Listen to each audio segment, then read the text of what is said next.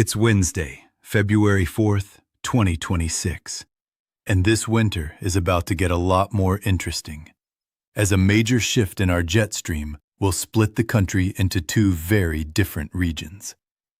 Abnormally warm conditions are building across the western and central United States, which will cause a chain reaction with two Arctic blasts set to impact the eastern tier of the country, creating a sharp temperature contrast that opens the door for a widespread snow event. The first Arctic blast is arriving today, with a large cold front extending from Texas to the northeast. This will drop temperatures by as much as 30 degrees and will bring some isolated snow showers, especially across the northeast. But the next Arctic blast will be way more intense, with temperatures dropping as much as 40 degrees in 24 hours. As a result, a winter storm could develop, bringing a widespread snow event across the Great Lakes, Ohio Valley, and East Coast, including areas as far south as North Carolina. So in today's forecast, I'm going to break down exactly what you need to know about this major weather pattern flip that is about to happen. So, over the next 7 days, we are expecting a couple of different Arctic blasts. And the first one is not going to be nearly as intense. That's the one that's arriving today and tomorrow. And then the next one will be this weekend, which is going to bring a much more widespread shot of snow and much colder air. So, let's begin with what is happening today.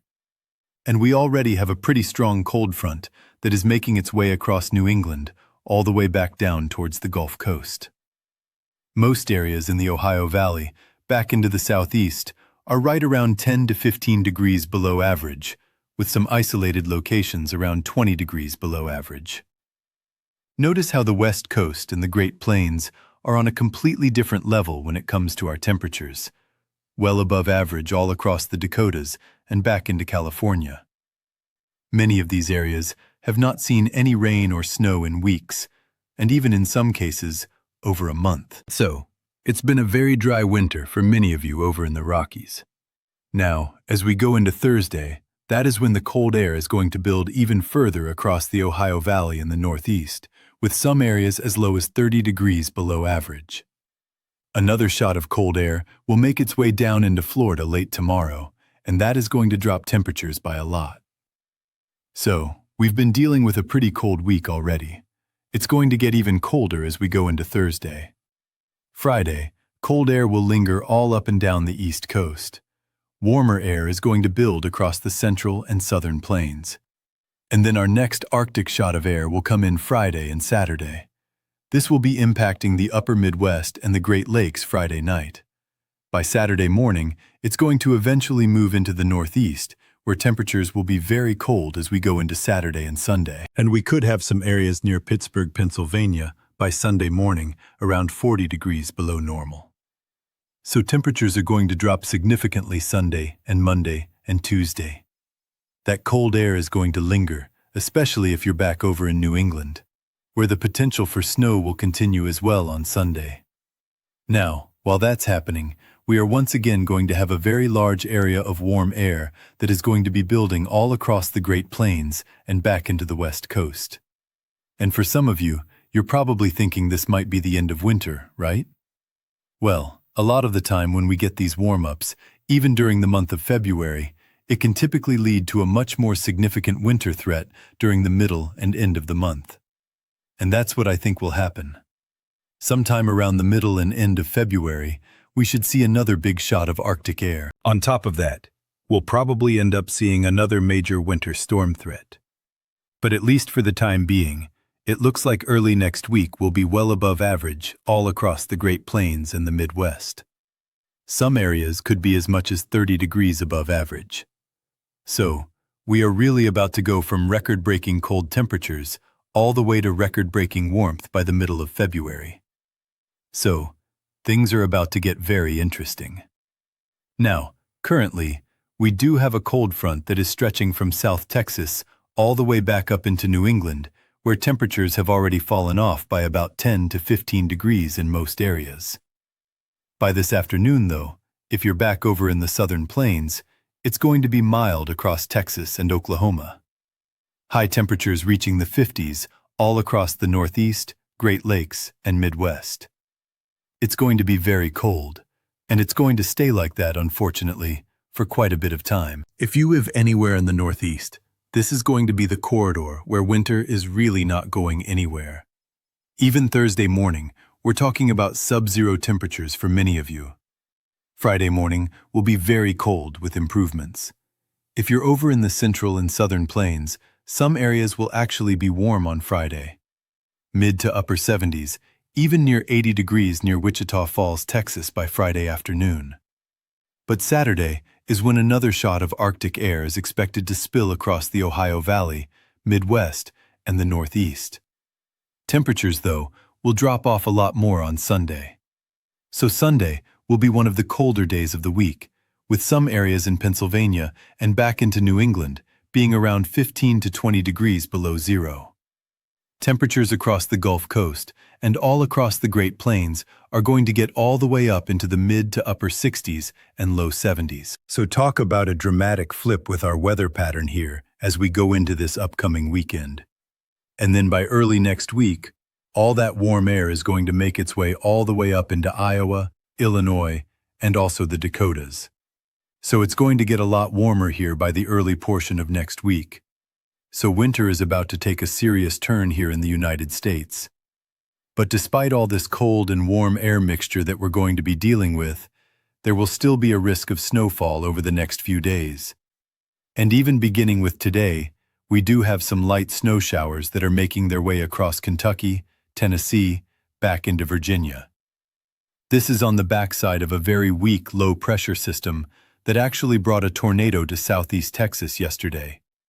There were 2 tornado warnings just north of Houston in Liberty County, and it does look like we at least had 1 tornado there yesterday, which was pretty unexpected. But on the other side of the system, we do have a little bit of snow that'll be making its way into Virginia, North Carolina, and as well as eastern Tennessee by tonight. So, areas like Johnson City, Tennessee, back towards Raleigh, could have some snowflakes out there, maybe a coating to a half an inch. As we go into Thursday, we're not really expecting a whole lot in the way of wintry precipitation, but we'll have a large Alberta clipper that is eventually going to come out of Canada late Thursday, early Friday. That'll bring some snowfall to parts of the Great Lakes late Thursday.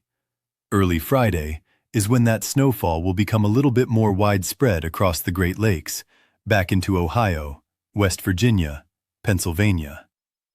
Most of this snow is going to be light. However, I do think we could see a couple of snow squalls on Friday, which means that we could have significantly reduced visibility in some isolated locations across areas like Indiana, Ohio, Pennsylvania, and West Virginia. So, definitely keep an eye out for that. Maybe even New York. As we go into Friday night, the snow will get a little bit heavier, especially near the Appalachian Mountains, where we could see a few inches of snowfall. Some light snow flurries possible near Chicago as well. And then by Saturday morning, most of that snow will be across the Northeast, with the majority of it in New England. Again, generally speaking, a lot of the snow will be light even on Saturday.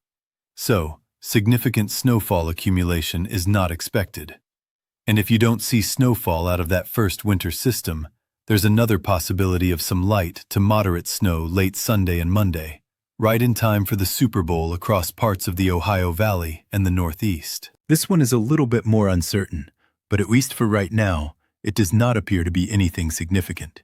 But again, if anything changes, we'll be the first to let you know. By Monday and Tuesday of next week, things become more uncertain. But I do think we're going to start to see some larger storm systems developing here in the United States during the second week of February. Exactly where we see these storms set up does remain very uncertain, but it does look like our weather will pick up again next week.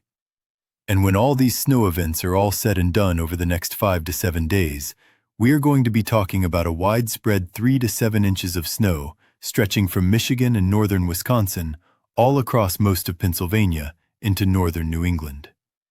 Some isolated locations could push towards about a foot of snow, but again, this is going to be a widespread snow event, doesn't necessarily mean it's going to be a significant one. I don't really think we're going to be talking about any sort of widespread 6+ inches anywhere. With that said, with how cold it is going to be, I think a lot of you are going to be happy that there's at least some snowflakes out there to make it feel a little bit more wintry.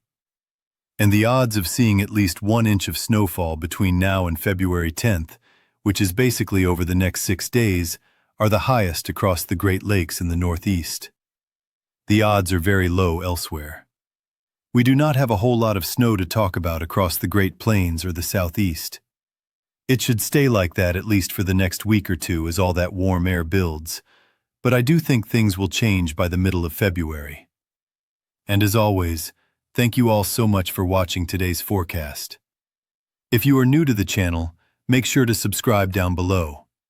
We'll likely have another update either tomorrow or Friday as we track these Arctic blasts and snow chances. So stay tuned, and we'll see you in the next one.